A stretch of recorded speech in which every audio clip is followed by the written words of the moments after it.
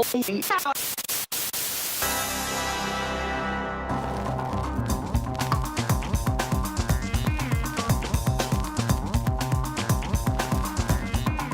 my basement, everybody. Hi, Vic. Hello, Scott Jones. How are you, my friend? If we were in Grown Ups 2, you would be the part of Kevin James to my Adam Sandler. How does that make you feel? You suck. I'm sorry, pal.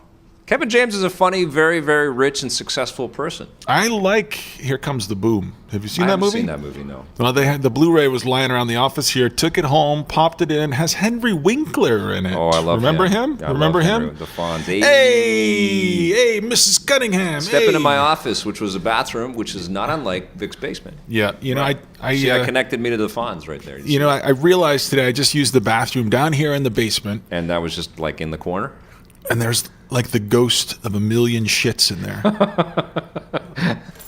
Feel free to take one of those home with you. We need Luigi's mansion. We need Luigi to come down here and hoover up some of those shit ghosts that are flying around in there. Luigi starts off scared. He would be terrified in the basement. he is not man enough. Oh, so there aren't enough magic mushrooms in the world to get Luigi down here to clean So up. I just got to say at the outset today that I don't feel well today. Okay, all right. I'm a little under the weather. I don't know why. You know, I wake up in the morning sometimes, and it's not like we work normal jobs. I can't call in sick. We got shows to do, right? So I got to get up and I got to pull myself together. That's right. But last night we went to see Pacific It's like Rim. the Army. Oh, yeah. It is like the Army around here. It's exactly We get like up the at 0400 hours. Drop and give me 20. More Drop and start eating that popcorn while we watch giant robots battle giant monsters. Drop and give me 2 shows a day. So we went to see Pacific Rim. We had to go all the way out to Riverport. I don't even know where the fuck we were. Come on, it's Richmond. Where the fuck's it's a Riverport? suburb of Vancouver. Neither of us. It's Listen, like a half an hour away. Neither of us drives. Okay. So we had to get someone to drive us and pick us up. And my beautiful wife drove us back. Thank you. Right. Thank you, babe. We went all the way out there, and this is why I think I don't feel well. Okay. Usually, we'll get popcorn. Yeah. That's you eat very healthily. I had the one of the dudes that works at a comic store actually buy me popcorn last night, which was awesome. That was like a free gift. Well, he offered for me too, but I said no. Yeah. Well, I mean, I said no. Who knows what he put in that popcorn? Oh, I think it was genuine. It was probably It's because one of his friends threw a straw at me at landed another in your screening. hair. Yeah, and landed in my hair, and they've never been able to stop talking about it. So I know every time we see them, they're like, "Oh." But I got free popcorn out of it, so I'm good. Yeah. So I ate popcorn last night, which is fine, but there's a company that makes a candy that has peanut butter inside. I don't want to name it. Yeah. And Jeez, I got a what would bag that of be? that. What would it be? Well, there's 2 options. Actually. So you had popcorn and candy, and you had a cookie at Starbucks before we shot yesterday. You don't miss a trick, do you? So listen, that's a lot of sugar, and I think you had a big ham sandwich of some kind. So no, it was turkey and ham. All right, so you had quite a bit of junk food in one day. From a coffee shop. And turkey's okay. Well, you had quite a bit. You ingested a lot of. There was lettuce on the sandwich. All right. So I think that I woke up. I had the cats in bed with me. I was alone as usual. Diarrhea? I was alone. Okay. And I woke up and I felt like I had. But were the cats naked? I felt like I had an anvil on my forehead. Yeah, the cats are always naked. Don't put clothes on your cats. You don't put them in little pajamas. That is terrible. You go to bed with your cats. So I woke up. I had the 2 cats with me and an anvil on my forehead, and I looked at the clock. And I'm still in this new place. I only moved about a week ago. Right. And I'm still getting used to the rhythms and the noises. And there's a firehouse not too far down the street. So it's with a big headache. You got your cats in their pajamas beside you. And so I'm just like, I got to get up in a few hours and go in and make beautiful television for a sad world. Which is what we did. And now we're recording our podcast. Yeah, and I'm just saying, like, I'm not. I like to pride myself on being very sharp on the show. Right. And today I'm just. You're I'm dull. just usually. You're dull. I didn't want to say anything. I'm at like an 11 usually. Okay. Today I'm at more like a 7. Okay, 7. So you're just gonna have to accept my 7. Can I score you at a 7? 7 out of 10? 7.5 at least. 7.5 out of 10. Okay. But listen, what would you give you though? I would probably give me a 3. You give okay. Listen. All right, so we saw Pacific Rim. But what about your cat though? My cat is getting radiation therapy. My cat actually has a thyroid issue, and my cat Clyde, my beautiful cat Clyde, is a tough little guy. He's so handsome. Who he was, a stray cat that we took in. We've had him for about 8 or 9 years already, and he's just a wonderful little addition to our family. He's practically still wild. Well, he's really calmed down, and you know, since my daughter came into our lives, he's had to really put up with a lot of stuff. But now he's getting radiation therapy, and so he's actually been irradiated. They stick something into him to zap the thyroid gland, and I don't know where it goes. There's not a lot of holes on cats. But we have to keep him in a separate room because he could radiate us, and he can't go near Ruby, my daughter, for like 2 weeks because he's a radioactive cat, which is unbelievable. I love this. It's just I've never even heard of any of this stuff. I've never heard of this before. I didn't even know it was possible. He has just got to feel like, what the hell did I do? So wait a second. So where are you putting him in your house? Do you have a special part? We have to lock him in the basement. Well, that's where your gaming stuff is. Well, he's going to be in a different room in the basement. How are we going to do the podcast with Clyde down here with his carrying his radiation around? He'll be in the bedroom in the back there. Okay. Under the bodies. Irradiating us. So just tell people at home what happens when you put Clyde in the back seat of the car because he won't go in the carrier. Oh yeah, he shits right away. Just shits everywhere. You stick him in the cat carrier thing. As soon as the car sound goes, cat poo everywhere. And it stinks up the car. It's his like defense mechanism. You know? It's very skunk-like in nature. He's like a squid. And by the way, he has been an indoor cat for a very long time. This is amazing. We should start calling this Cat Cast. He has been an indoor cat for a long time. And we've recently started to let him out a little bit. First time we did that, came back completely skunked, totally stunk. Second time he came back, he had a little present, didn't he? Yeah, he had a bird one time, but the skunk thing was crazy because he smelled like just burnt rubber and tire and just disgust, and he looked really upset with us and himself, and we had to stick him in the shower.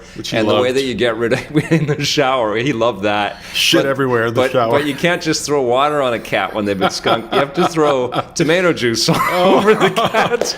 It's like a Japanese game show all of a sudden. So he's got tomato juice all over him. He stinks like a skunk. He's completely just bug-eyed and just like, what the fuck did I do? I was just outside. And now, you guys. And then he did it again too. He came back and his head's got a little. I think he's getting smarter though, and not to go near the white and black looking cat-like things because they really fuck him up. But now he's radioactive. So if you want to send a get well card, even an e-card, Clyde would be more than happy to accept it. And I just hope he doesn't turn into like Hulk Cat. That's what I worry, that he's going to somehow become a villain that you're going to have to put your cowl back on and fight because he's irradiated. This is his origin story. This is what happens. He had such a docile, we saved him, you know, and for 8 years he was our little baby. And then we've had an actual baby, and it's like we've just been punching him in the face for 2 years. Back burner. I feel so bad for just the shakeup in his life in the last couple of years. It's funny, you know, it's okay. I didn't know it was okay to just shit all over the back of the car, and that's usually where I ride because it's our production vehicle that you guys drive him around in. Yeah. I'm going to start shitting all over the back seat, not. too. No, the humans can't do that. But anyway, speaking of shitting all over the place, Grown-Ups 2 is in theaters. We got through it. Was it as bad as you thought it was going to be? Well, I thought that we weren't going to review it, and somehow, I guess the straw... I gave you every out you could possibly want because you were camping that weekend. Well, you know what it was? I wanted to see if we could do it, if we could survive another trip to the Grown-Ups world. Well, you know what I think? I think sometimes doing movies like Grown-Ups 2, they make for fun reviews because they're fun to talk about. The worst movies are fun to talk about. You remember it's true of games movie? too. Remember that Roommate movie? Right, the worst They're movie. really hard to watch. They're really hard to just sit there and suffer through, but to talk about them afterwards, well, the whole time you're sitting there, cathartic. Since there's so little movie to actually watch, you're just thinking Hill. of things to say. Silent Hill, remember that? Yeah, I remember that. Yeah, I'll never forget it. It's like our Vietnam. All right, well, Grown-Ups 2 is an improvement. You're going to see it's on the show, but those are lazy actors, right? I mean, seriously, like they couldn't be more wealthy and have more success around them and more expectation for them to actually give us something funny. But I feel like that has created a barrier between them and the rest of the world. So the things that fed into their early comedy back when they were living like human beings, they're all incredibly rich, right? They're all incredibly wealthy. You're right. And now they don't know. Is that what happens? Like, they don't know what's funny anymore. Are they so disconnected so. from reality and the world? I keep hoping that happens to us. We'll become so rich that we lose sight of... Because we know that's what happens with video game reviewers. That's why we signed on for this. We wanted glory. Tony Stark wealth. Yeah, I do think we know it's going to happen. I do think that like their sense of what small town life is like, their sense of what friendship is like, it's all through the lens of being a super celebrity, because that's what they've all been for so long. Yeah. With the exception of David Spade. I'm only kidding. He's a nice guy. Very talented as well. You know, and like we talk about it in the review, but it's just a total wank fest where he Sandler gets to throw his money around and have his friends show up like he always does in all of his movies. And those are fun, actually. Those are some of the most enjoyable moments, is like some weird familiar face pops into the frame in a really, non-important role. And they do something kind of interesting. Like Colin Quinn actually has some very good funny. bits. Yeah, I thought he had some nice moments for sure. And Shaquille O'Neal was surprising, man. I couldn't believe that he was making me laugh. Put that guy in more movies. Why not? Give him a shot. But this is what worries me, though. Okay, these guys are done. Yeah. Adam Sandler. And who's next? Adam Sandler's done. All these guys are done. Their careers are over. They're making the kind of movies that my aunt wants to go see. Yeah. Sorry, sorry, Scott's aunt. We're not trying to make fun of you. My Aunt Barbara. Yeah, she's lovely. Okay. But the movies and the people that I care about now and that I'm worried about next are the Jay Baruchels and the Seth Rogans, because this is the new generation, right? These guys are becoming incredibly successul. I don't want them to lose sight. Will Ferrell's almost dipping into that territory a little bit, isn't he? He's right on the edge. Yeah, he's ready to go. Really close. And even Steve Carell, yep. Although he's risking and trying to do some other types of... I think that's the secret, man. I think you can't just go for the... although Jim Carrey kind of blew it, didn't he? Oh, my God. He really did. Like, he's tried lost touch to go completely. Like serious, and it was just too self-important. He's done some amazing work, like being John Malkovich and what was the Ace Ventura? Yes, well, no, not Ace Ventura. What was the other one where I forget? I always think of Unbearable Lightness of Being, but that's not what it's called. The Eternal Sunshine. Yeah, Eternal Sunshine of the Spotless Mind. That was terrific, and like he's capable of that, but I don't know if he is anymore. Or if he's being given the opportunity to do that. I remember when he played. The Moon, man. What was it? The Andy Kaufman movie? Yeah, Andy Kaufman flick. Yeah. He was good in that too. Yeah. He was good in that too. But we are super sharp today. Well, I just can't remember every damn Moon? movie. Every damn movie and character this is like and password. title. Just give me some clues. Maybe we'll come up with it. Well, between the two of us, we have one brain among us. Yeah. And we will get there. So Grown Ups 2 is behind us. We're a little worried going forward about the next generation of comedians. I saw This Is the End. I think it's terrific. It's probably my favorite movie of the year so far. I have to think see you'll that love damn it. movie. Let's go see it together. We could use a laugh. All right. And so Grown Ups 2 is crap, and the antidote to being irradiated by Grown Ups 2 is to take This Is the End. Go to see This Is the End. And the other one that's coming up is the Simon Pegg movie too, which I'm hearing fantastic things The End of the about. World, I think, or The World's End, or At the World's End. The End. It's all ending. Apocalypse comedy. Yes. Number 5. That's coming soon. Well, let's talk about the thing that everybody wants to hear about. And Pacific Rim. I don't know if we should have any spoilers. Are there any really things that we can spoil? Well, at one point, a robot punches a giant monster in the face. You said you wouldn't tell them. Listen, I had to reveal that. Yeah. There's nothing to really spoil. Right? That is the problem with the movie, right? Yes, that's it right there. Exactly. Like if you boil it all down, you know that the humans are going to struggle to try to fight against the special effects, and depending on your desire to lose yourself in this escapism, to varying levels of success with that. But the reality is, we know we're going to see some cool shit. We're going to see two giants fight each other. We are going to see cool shit. And the special effects do not disappoint in this movie. They don't. But they become less special the more that they clutter the screen. Well, it could be 90% of the movie is special effects. Yeah, it could be just basically a VFX reel for something. That's what I kept thinking. Like this is an animated movie with some human cutscenes that come up every now and then. And the more you think about the movie, like I really had a great time at it. And I love that this is in the world and this is the beginning of this new universe, or maybe this is a one shot and we never get to see anything more from Pacific Rim. But I like that it's out there in the same way that I like Sky Captain. That's out in the world, even though that was a movie that had lots of issues and problems. Wasn't that Jude Law? Jude Law and Angelina Jolie. That had its own issues, but I love that there's this desire to introduce new fantasy into the world like this. But get a Guillermo script. Can do it. Get a script. Make a better movie. He has at his disposal every possible tool that you can imagine. He has money like you wouldn't believe. Well, give me a better movie. The promise of this movie is that it's Cloverfield and Transformers. Well, you know what I kept thinking? And it's not as good as those. Which is really unfortunate. Cloverfield is a good movie. Cloverfield Transformers, is great. not so good. Listen, I don't want to fight with you about Transformers. that. I'm not fighting with you. I like the first one, if and I you're like going the to do it third one. quickly. Keep going. If I looked at all three of the movies, there's a pretty great movie in there. You know what I'm saying? Across all three of them, you take the parts out. There's a pretty cool one, just like a Transformer. You know what? Could transform it into a good movie. I love the premise of this movie, and the premise is that not one Godzilla comes out of the ocean, but a whole bunch of them, and they just keep coming out of the ocean. And then what? We get. It's great amazing. Fiction. It's great fiction. It's great fiction, for sure. But the humans get buried underneath the effects, and the menace of the monsters isn't fully realized based on the PG rating, on its kid friendliness. You know.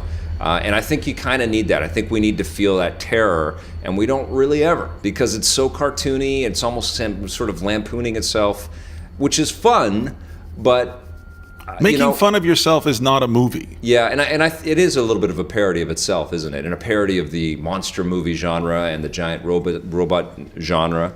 But it's missing the heart. It's missing like Iron Giant style heart. It's missing.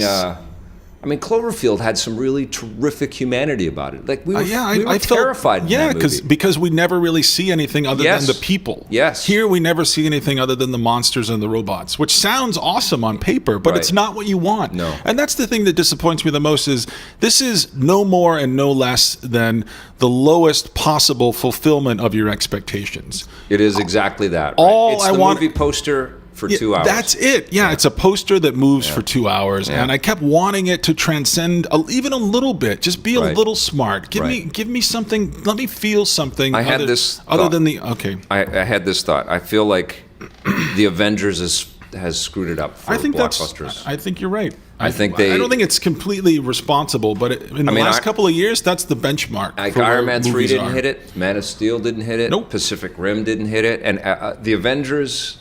And it makes that movie better. Like every time I go out to the theater now to see one of these big, huge monster, huge blockbuster wannabes, these contenders, I want to go back and watch the Avengers again because that was impossible. How did they get all of those cool characters on the screen at the same time?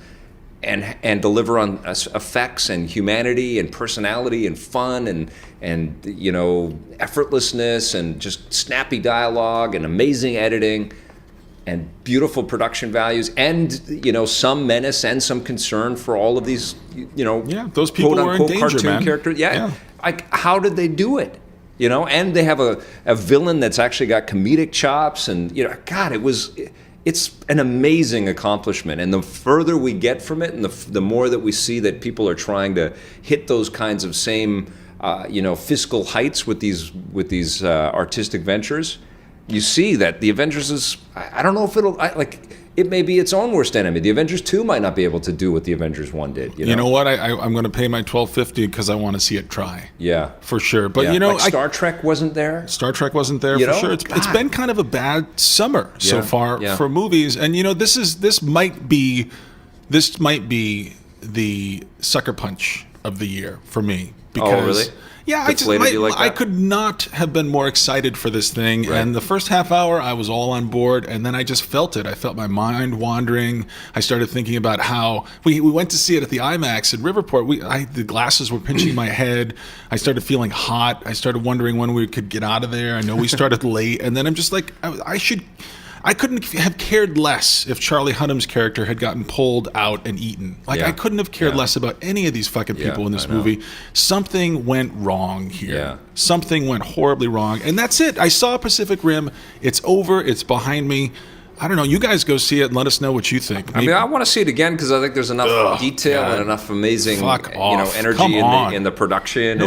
And it's a beautiful movie. It's a beautiful piece of work. It's empty. It's heartless. It's soulless. It's got nothing behind the artifice. Yeah, I don't care about the people. And Ron Perlman's fun. He is great in it, isn't he? He's great in everything, Why doesn't he work more? Remember him in Drive? Great in everything. Wasn't he in Drive? Yes, he was great. He's pretty dependable for sure, but he's not great in everything. Partly because the movies he chooses sometimes aren't great. He was great as Conan's father, though.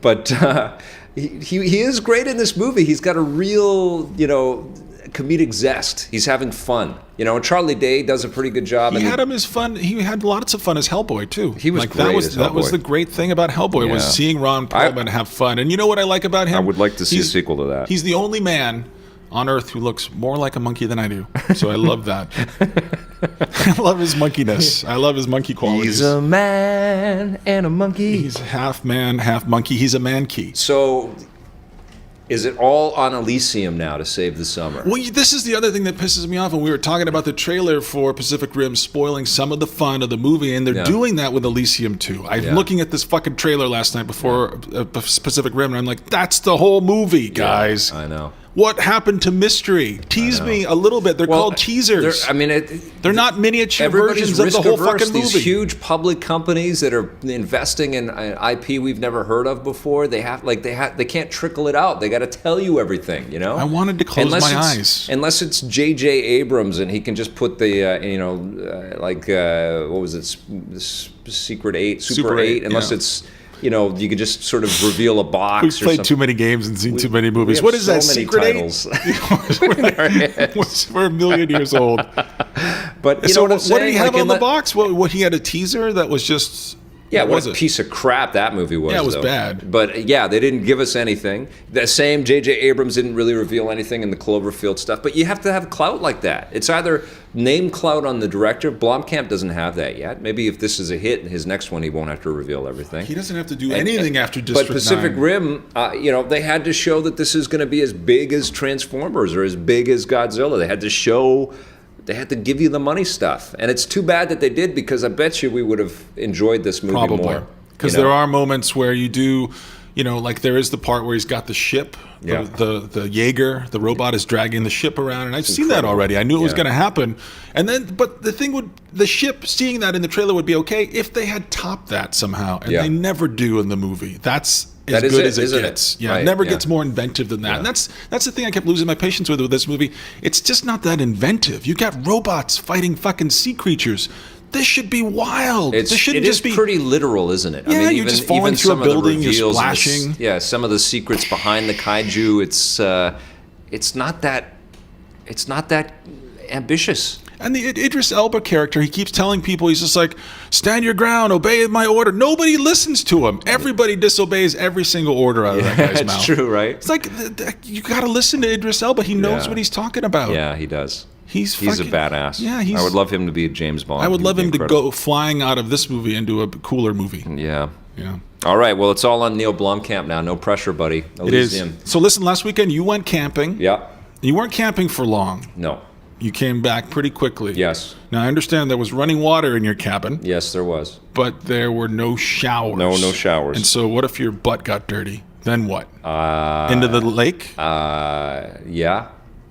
But my butt was fine. Thanks for asking. Sometimes it gets dirty, I know. Sometimes you leave those shit ghosts in the bathroom down here in the basement. But while you were away, you gave me a directive before you left, and that was to hook up this PC. That's right. That I've had for a million years in my possession. So this was like your own camping adventure.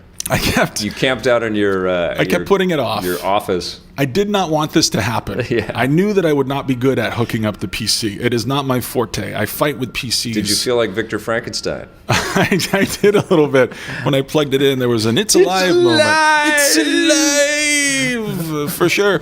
But I had it in my old place. And I didn't want to hook it up because I was going to move. And then I moved to my new place, and I didn't want to hook it up because I was going to move. I kept giving you excuses. Right, yeah. And you kept buying them every step of the way. And then you really reached the end of your patience, and you said, that's it. Hook up your PC. We got to play some PC games. That's right. So I did. I unboxed this thing. I had my "It's alive" moment. Yeah. I got it working. working. You should have shot an unboxing video from a 2010 PC. Yeah, HP PC, yeah. So I was thinking it would have made like a fun little short film watching me struggle with this thing, because mostly it was me hunched over my laptop Googling every fucking problem that came up. And that's the kind of miraculous thing, is when you do get an error message, just Google it, see the way other people solved it. The world will help you. The world will help you. I don't know how people used to do things before the internet. Yeah. But I did get this thing connected to my television. I did get it working. I had some issues with the size of the screen right out of the gate with the HDMI and being incompatible with my TV. Yeah. It was way too big, so all the icons were bleeding off to the sides, and I was mousing around. So it was set to IMAX, was it? The icon for the mouse was like the size of my fist. I'm just cruising it around the screen, searching off screen for You the should have icon tried I'm playing looking a game for. like that. That would have been amazing. Like, I don't know, some I don't know, Doom 3 or something, and you have giant monsters up there. That would have been fun. So anyway, I go and I finally figure out the solution. I download the updates for the graphics drivers. Do I sound like I know what I'm talking about? Yeah, kind of. Okay. You sound just like Leo Laporte right now. I download. I don't know how Leo sounds. I've never seen that show.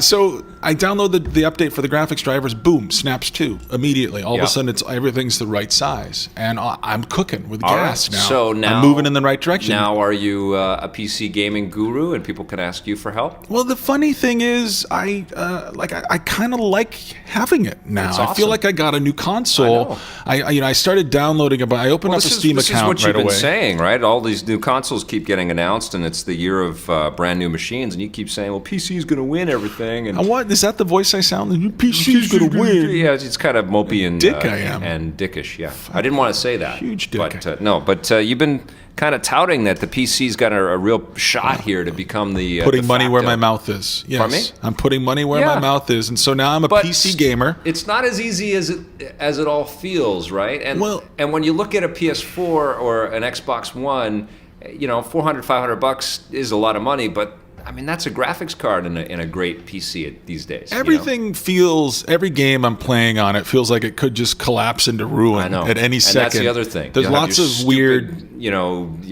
spyware and your virus protecting software blocking you and popping up every second to remind you to, do this and do that. Subscribe for the next month. It's like being nagged by my ex-wife is what it is working with this PC.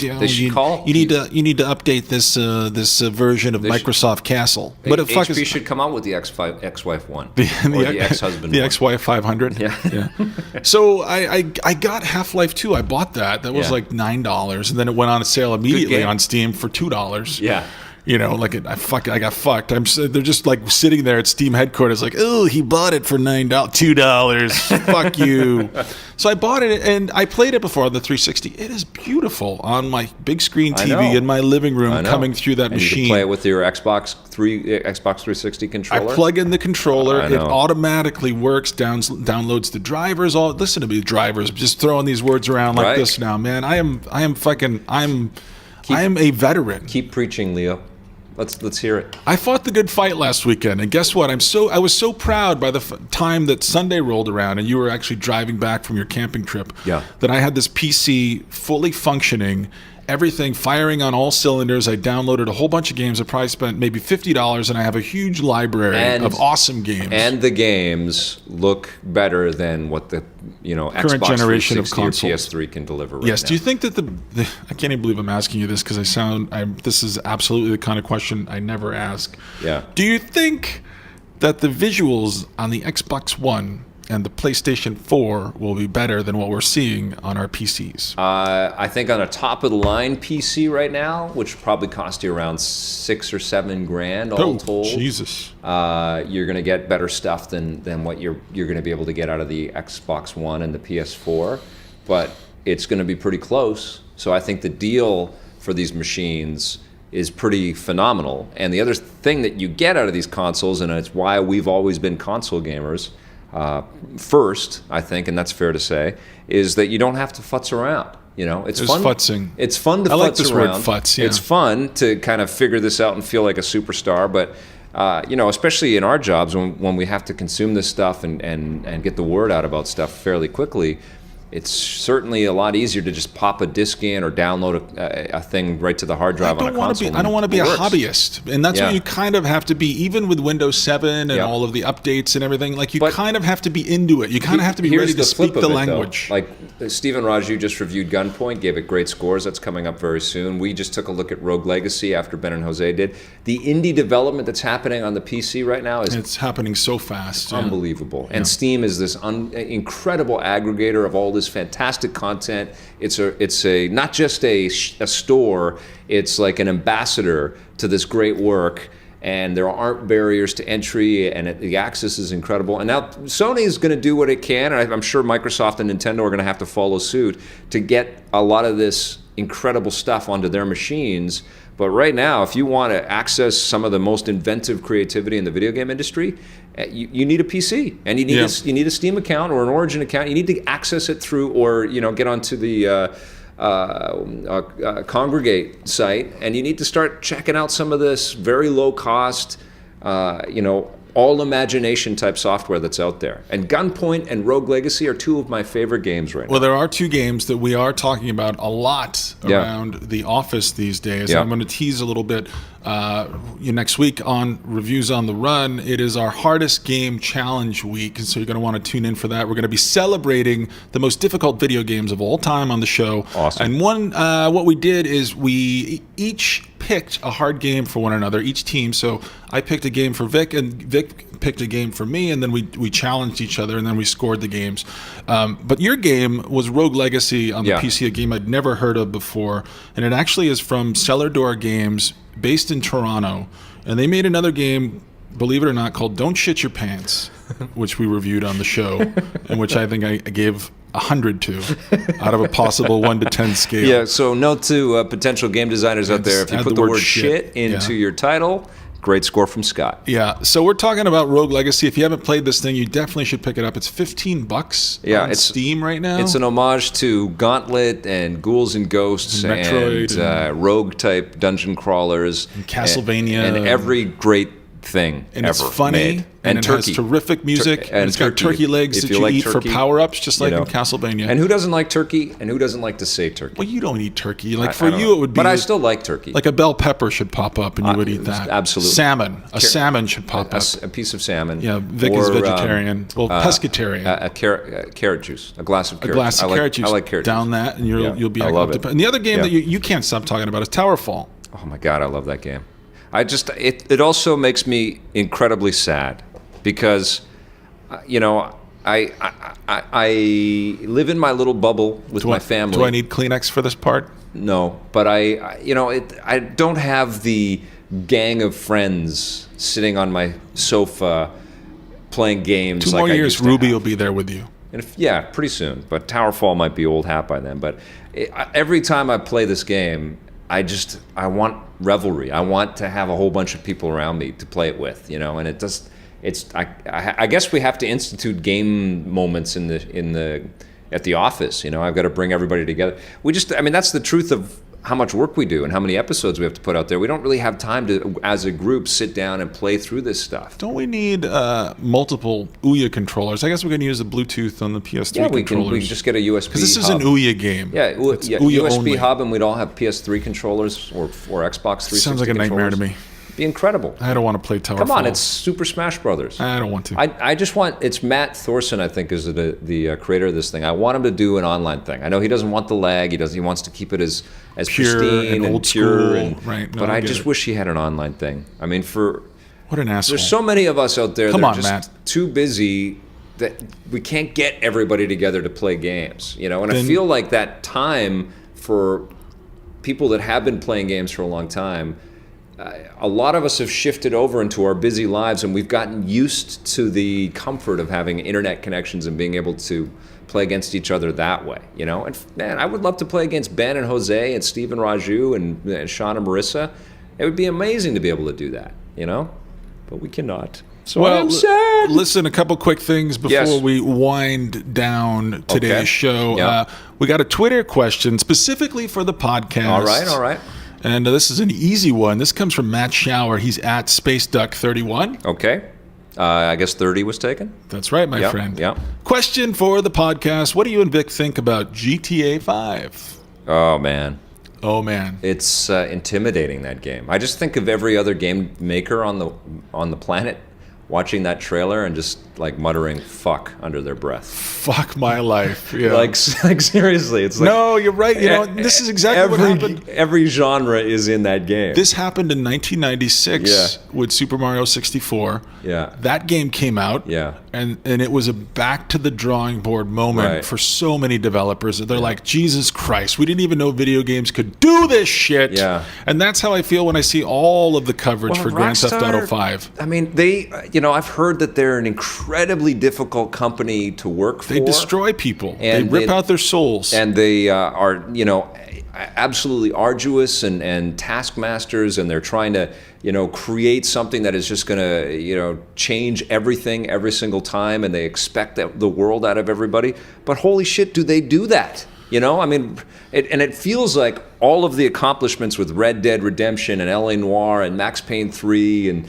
Bully and Grand Theft Auto 4 have been leading to this. And if we're going to get a game that has mechanics as fun and effortless and fluid as Max Payne 3, roaming and streaming kind of technology that we got out of Red Dead, but amplified, facial capture and animation and storytelling like we saw in L.A. Noire, all sort of combined in this, multi-level split narrative, interesting character populated experience like this.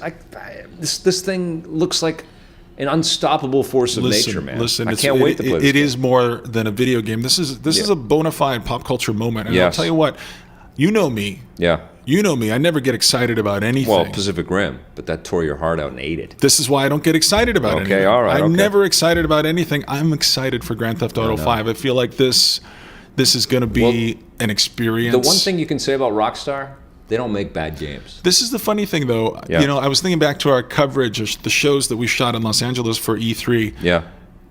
We didn't talk about Grand Theft Auto 5 at all because Wasn't Rockstar there. is never at E3. Well, they have don't been. have any presence at all. They used to be there, and what they would do is they would fence it off. Put a big fence and they put a bus in the middle of the fence. Nobody and then, could go in and see anything. And then unless they maybe invited about you. 5 game people could go in and look at it. Yeah. But they never take appointments. They're so weird and mysterious, and they're so self-confident. They've never played the game where they have to trot out versions, where they have to do demos. They're just like, listen, this is kind of how id used to be back in the old days. Like, when it's done, it's done. You guys will get it then, and it'll be great. Trust I think us. this is the perfect analogy to the Super 8, reveal, and that name brand. You put Rockstar or Grand Theft Auto, it's pre-sold, and they know it. This is a company that is acutely aware of the power of their brand and their message and their ability.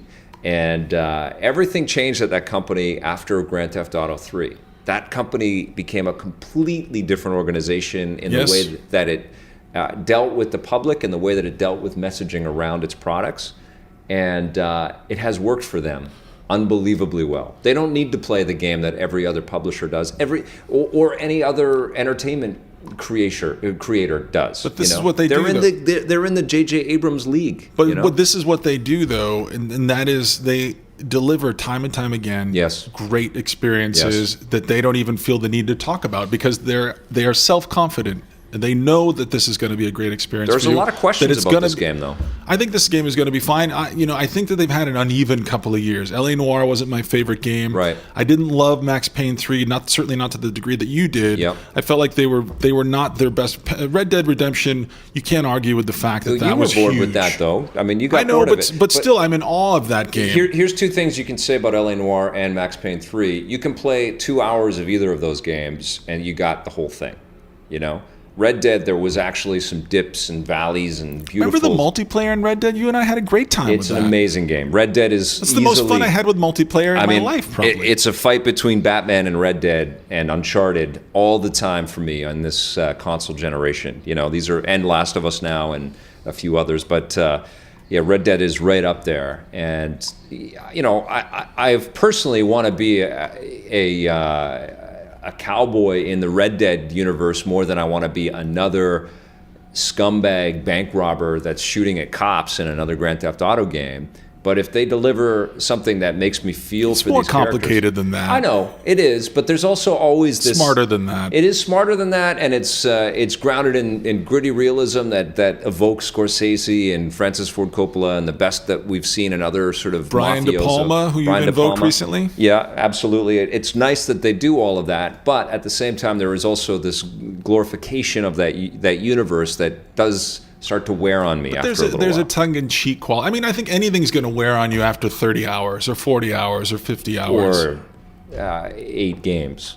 Or 8 games. You know what I'm saying? I think that they've walked that fine line between, they've put the guy, they've had, especially with going back to San Andreas. Yeah. When you had a guy who was basically just a normal guy in a bad situation. I feel like they have a lot of different gears that they can choose from. There's Totally. a lot of range that we've seen from that company, and I think this is going to be kind of in the same way with Naughty Dog, where we've seen them go on this journey where they've arrived as adults, where they're making adult experiences for Rockstar's other been doing adults. that for a long time. I mean, that's But why I think this is going to be on a whole new level. I think so too. I can't wait to talk about it. I do have this sort I'm of excited. overriding sense, though, about media right now that we have reveled in despicable acts and despicable characters for a long time. And this dates back to Sopranos and Dexter and Breaking Bad and Walking Dead, and there's just so much gloom and so many really insidious Post 9/11, personality. man. Pardon me? It's post 9/11. I guess so. We're just shaking it off. It's only been, what, Sons 12 of years? Anarchy. I mean, we've just gone so dark with some of this stuff. It's okay. We'll bounce back. It wears on me, because the most addictive stuff, even Mad Men, what a bunch of bastards those people are in that show. I didn't watch this season. There's some amazing work. What are you watching right now? Well, you got me hooked on Ray Donovan, which we're going to be having a review of pretty soon. You're going to get unhooked from that. And I'm going to watch the last season of Dexter, and I did get into the Are you going to go through the Americans. whole thing? Pardon me? You're going to go through Dexter? I have to watch the last season. Why? You don't a have to show do that anything. I dig is with Kerry Russell. It's called The Americans on FX. We've Heard only it's watched good, a few Is episodes. that the spy show? Yeah, it's pretty cool. I kind of dig it, And I think this last season of Mad Men actually was really good, and I'm looking forward to Breaking Bad wrapping up. I can't wait for that. You know what? Coming up next week, we're going to see Red 2. Yes. And I think our homework should be to see Red 1 again, because I don't really remember it, We even had a though we blast enjoyed at it a that. lot. Yeah, we had a lot Malkovich of was fun. awesome. Then the week after that, the Wolverine. I can't wait. That's when I get back from Comic-Con. And the week after that, Smurfs 2. Hey, I'm at Comic-Con next week. What are we going to do for the podcast? I guess I'm Skyping in again. You could Skype in. Okay. Or you could do a little thing with Miri, maybe. You're going to be there with Miri. Maybe- You're going to be there with Brianna. Yeah, maybe- Who else are maybe- you going to see down there? Maybe I'll have Miri and Brianna, and we'll try to Skype it all in. Or how about this? Why don't you meet up with some of your comic booky friends? Aren't you? Oh, you're doing a panel there. I'm doing an amazing panel. Tell I me guess about I the can panel. say it. Yeah. I don't know if it's been announced officially, but I'm doing the Batman Arkham Origins panel with Eric Holmes and Troy Baker, who plays the Joker, and Jeff Johns, who's one of the top bigwigs of DC Comics, and I'm going to be moderating and asking questions. And Amazing. I forget the actor's name who's playing the new Batman, but I guess I'm going to know all of these guys pretty soon. And So Kevin Conroy is out. It's different people. He's too old. No, it's got nothing to do with that. This is supposed to be younger versions of the Batman and Joker, and they're emulating or sort of giving us an idea of these actors at a younger voice level. Yeah. So that it's not that the actors, Mark Hamill or Kevin All Conroy, right, were listen, too old. you They don't just have to wanted defend. a younger tone. I understand. So I can't wait, man. I know. Part of me is kind of. Troy Baker, you should get his autograph. I love that Sign The guy. Last He's of Us. incredible. But I'm. I love Eric Holmes too. If you guys don't know, Eric Holmes is the guy to go to in this industry for third-person fighting action. For comic book framed enterprises. He as well. worked on the Incredible Hulk Ultimate Destruction, which Yeah. was made here in Vancouver at Radical. Prototype. He did some stuff. One of my favorite video games of all time. If you've never played that game, he was one of the principal guys He's for written why that game's comic books great. as well. He's a huge aficionado for this world. I can't believe you're going to be spending time with. I got to sit next to him once. He's awesome. Once in a bathroom, he was in the stall next to me. Oh, really? Big deep sound coming down. I'm only kidding. Making it weird at the end. No, yeah, I did. Talking I did about make Eric it weird. Holmes. So next week you're urinal. away. You're going to be away. We'll Yeah. have to figure it out. Yes. See, this is real. We do this in the raw. We really don't have a plan. We don't. We'll figure it out though. admit We that. always do. We plan every minute here. We always in do. Vic's basement. Thanks for listening, everybody. Don't forget to subscribe. Stitcher! Tell some peoples about it, and yeah, spread the word, man. We need some more listeners. Yeah, we will. Before we do our pledge drive, just like NPR, we're gonna do a fucking pledge drive. Get some more people listening to this show. We'll play some jazz on the way out here. Oh, my battery died. Can you believe this piece of shit? That was some old time jazz. It sounds like some on hold music. So long, everybody. See you next week.